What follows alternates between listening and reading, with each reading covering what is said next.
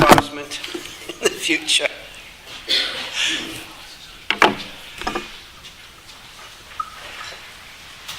Just to begin, this talk is actually partly a continuation of a talk I gave for the AGM Dumfries Galloway Green Party back in November, and also partly coming from a question which was asked at that talk. So it does follow on, so hopefully it'll make sense in itself, but it's just to let you know that there's a kind of continuing thread to some of these discussions and talks that I've been doing. Between 1800 and 1860, Scotland and the Scots were changed, utterly. In rapid succession, first the lowland, then the highland clearances destroyed the traditions of rural life.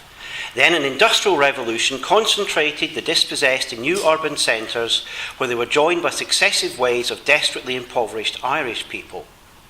As journalist Neil Asherson noted in 2002, while England experienced a similar transformation, the process there was slower. Asherson went on to argue that the rapidity and extent of Scotland's transformation into a modern nation left an enduring trauma of self-doubt. This trauma revealed itself in the devolution debates of 1979 and 1997 through unwillingness to speak out in public. In November, I gave a talk on the independence referendum to the Dumfries and Galloway Green Party and quoted Asherson's theory. A member of RIC Dumfries and Galloway who was there challenged Asherson's observations. He argued that self-doubt and lack of confidence in speaking out in public was a general working class rather than a particularly Scottish problem. In his book, Asherson partly answered this question from his experiences as a journalist in Scotland and in England. He said that at editorial meetings of the journalists in Scotland, there was very little discussion compared with the lengthy discussion of English journalists at similar meetings.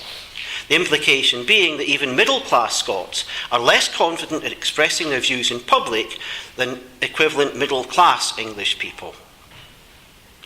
After the meeting, I thought again about Asherson's argument, and in particular his claim that Scotland's transformation from a traditional society to a modern industrial society was uniquely rapid and had left an enduring scar in the Scottish psyche.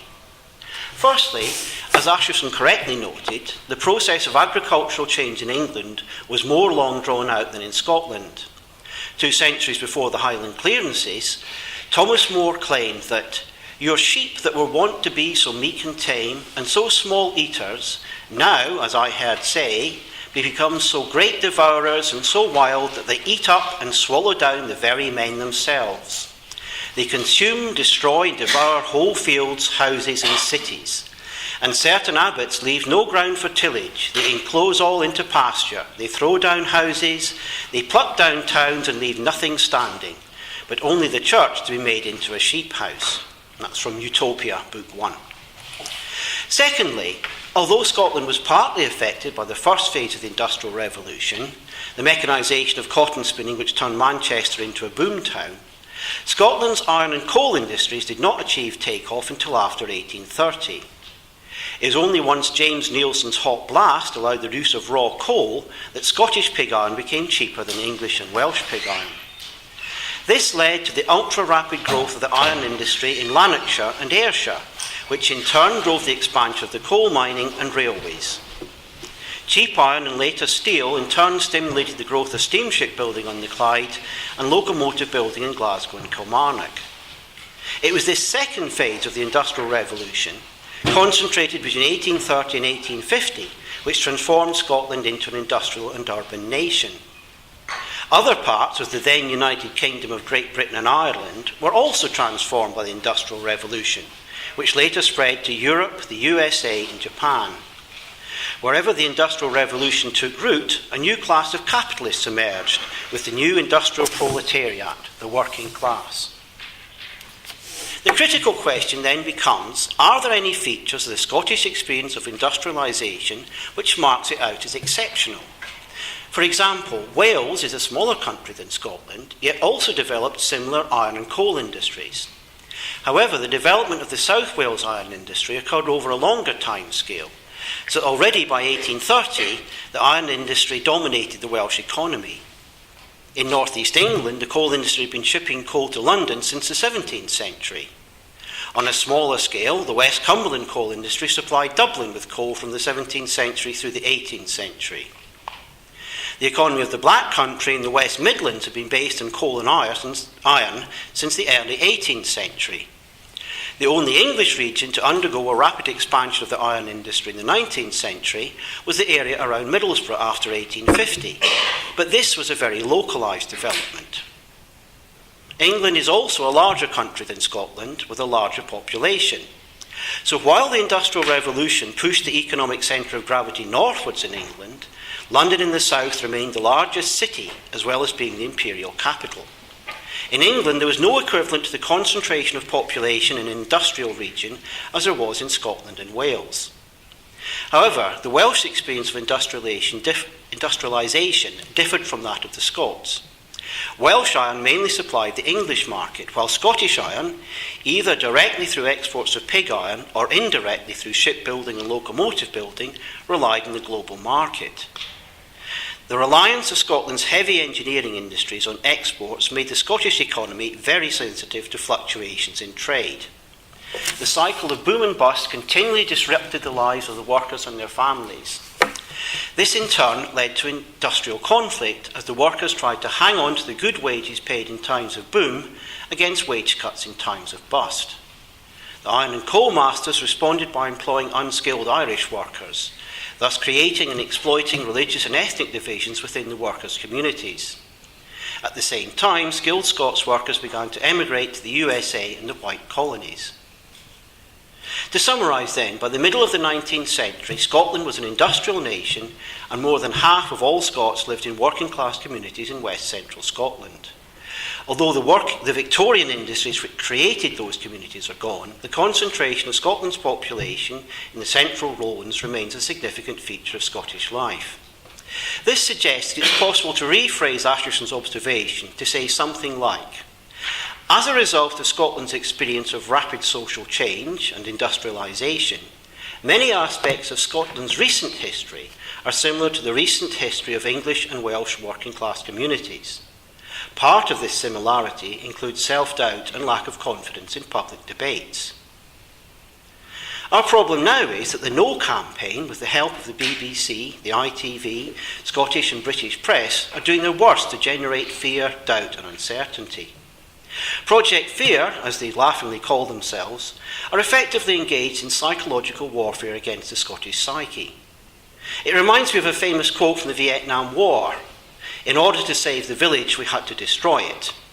Or more accurately, to prevent the Viet Cong overrunning the town of Ben Tre in 1968, a US Army major said it became necessary to destroy the town to save it. In order to save the Scots from themselves, Project Fear have to destroy every hope, every dream, every vision that another Scotland is possible. What this reminds me of is when the Spanish anarchist Buenaventura was interviewed by Dutch-Canadian journalist Pierre Van Passen for the Toronto Star in 1936. With the ferociously destructive civil war going on, Van Passen pointed out to Durruti that even if you win, you'll be sitting on a pile of ruins. Durruti answered, "We have always lived in slums and holes in the wall. We will know how to accommodate ourselves for a while, for, you must not forget, we also know how to build. It is we the workers who built these palaces and cities, here in Spain and in America and everywhere. We the workers can build others to take their place, and better ones. We are not in the least afraid of ruins. We are going to inherit the earth, there is not the slightest doubt about that. The bourgeoisie might blast and ruin its own world before it leaves the stage of history. We carry a new world here in our hearts. That world is growing this minute." Our situation is hardly so desperate, but the essence of Project Fear is the claim that even if we win in September, we will be sitting on a pile of ruins, that an independent Scotland will be a broken nation. But Scotland isn't broken. What is broken is the Union. Why is the Union broken? There is a nationalist argument that the Union has always been broken, but I think the break occurred much more recently.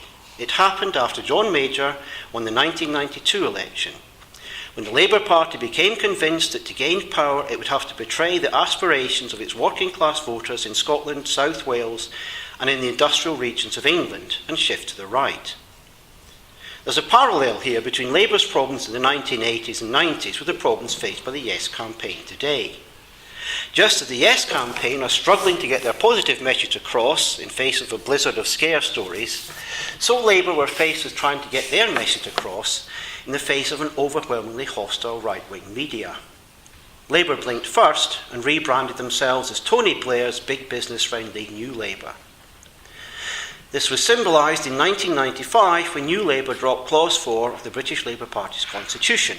This committed the British Labour Party to secure for the workers by hand or by brain the full fruits of their industry and the most equitable distribution thereof that may be possible upon the basis of common ownership of the means of production, distribution and exchange, and the best obtainable system of popular administration and control of each industry or service. Clause 4 was adopted by the British Labour Party in 1918, but it was to take the Great Depression, the rise of fascism, and another world war before coal, health, iron, steel and transport industries were nationalised. Unfortunately, this nationalisation was effectively the continuation of wartime state control of these industries, rather than a more cooperative and democratic system of common ownership. As a consequence, there was no empowerment of the workers in the nationalised industries, so they remained alienated from the decision-making processes. Beyond the nationalised industries, the post-war period from 1945 to 1975 saw a gradual decline in the UK as a manufacturing nation, and a refocusing of the national interest in banking and financial services in the City of London. In the run-up to the election of Margaret Thatcher's government in 1979, the right-wing press kept up a barrage of scare stories, the infamous Winter of Discontent, designed to convince voters that Labour and the overpowerful trades unions were destroying Britain by wrecking the economy. Only Conservatives could put the great back in Britain. Once in power, the Conservatives gave the bankers and financiers free rein while destroying the power of organised labour through a combination of new legislation and allowing manufacturing to collapse. Mass unemployment was seen as a price worth paying to restore a free market economy. In reality, Thatcher's economic strategy would have bankrupted Britain if it hadn't been for Scotland's oil, the wealth from which was squandered in an orgy of economic and social vandalism. 35 years of neoliberalism later, and Britain is broke. It has even been argued that a yes vote in September would trigger a financial crisis, not in Scotland, but in the remainder of the UK. The theory is that the finances of the UK are so finely balanced that the loss of Scotland's contribution, including but not just oil, would panic the markets. With very little manufacturing industry left in the UK, there would no longer be enough export money coming in to stop the whole house of cards from collapsing. The only way around this disaster will be to let Scotland keep the pound after independence. Scotland's particular experience of industrialisation was very rapid, but it was over-reliant on export markets. This meant that the Scottish economy was unstable, with bust-following boom through the 19th and early 20th centuries. Hundreds of thousands of Scots chose to emigrate rather than put up with this. The Scots who stayed had, like working-class communities in England and Wales, lost most of their self-confidence in the struggle to survive. After the Second World War, nationalisation and numerous state-led attempts to regenerate the Scottish economy failed to overcome its structural weaknesses. If North Sea oil had been Scottish oil in the 1980s and 90s, a new economy could have been created, but instead successive Conservative and New Labour governments squandered the opportunity in pursuit of casino capitalism based on house price inflation and the deregulation of banking. Whatever sense of community and solidarity which had survived the decline of traditional industries was now fractured seemingly beyond repair. The death of the old Labour Party added a sense of political powerlessness to this desolate scene. However, in Scotland, unlike England and Wales, voters had a social democratic alternative to Labour, the SNP. The SNP, in turn, had a radical solution to Scotland's problems, independence. This means that we're now in a very interesting situation. It is interesting because the threat of independence has revealed the structures of power within the UK. National broadcasters, BBC and ITV, along with the newspapers and UK political parties, have all signed up to Project Fear. No attempt has been made to make a positive case for the Union. Instead, we've been subjected to an unremitting barrage of scare stories designed to convince us that independence is both impossible and unthinkable. What are they so frightened of? I think it's a problem of power. If Scotland leaves the Union, the last shreds of the illusion that England is still a world power will be stripped away. Then, what remains of the UK will at last be compelled to face with sober senses its real conditions of life and its relations with other countries. A mature and self-confident democracy should be able to step back and begin the process of adjustment to the prospect of Scotland becoming independent. But this is not happening.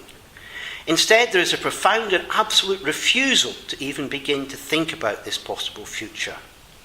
It is as if not just the political, but the intellectual and creative culture of the UK has become hollowed out, become the empty shell of what was once a great power. Back in the heyday of empire, back when Britain was the workshop of the world, it was dangerous for working class people to speak out in public, because such troublemakers could lose their jobs and their homes. It was more sensible to remain silent. Collective action in the form of strikes made it more difficult to silence individuals. Then, as more men and eventually women were entitled to vote, the Labour Party emerged out of the struggle between capital and labour to give the working class a public voice. But, as it was drawn into the machineries of power to become one of the pillars of the British establishment, what had been the party of Labour became another party of capital. Without Scotland, it would be much harder to maintain the facade that elections in the remaining UK produce anything other than an oscillation between the parties of capital. Out of the ruined dreams of an eternal empire, a new England, a new Wales, even a new Ireland will have to emerge. We cannot tell what these new countries will be like. On the other hand, the alignment of so many organisations and agencies within and behind Project Fear has revealed the usually concealed hegemonic discourse of power within the UK. Such a naked display of fear shows the depth of the crisis the UK believes it is facing, and the scope for radical change across the whole UK, not just in Scotland.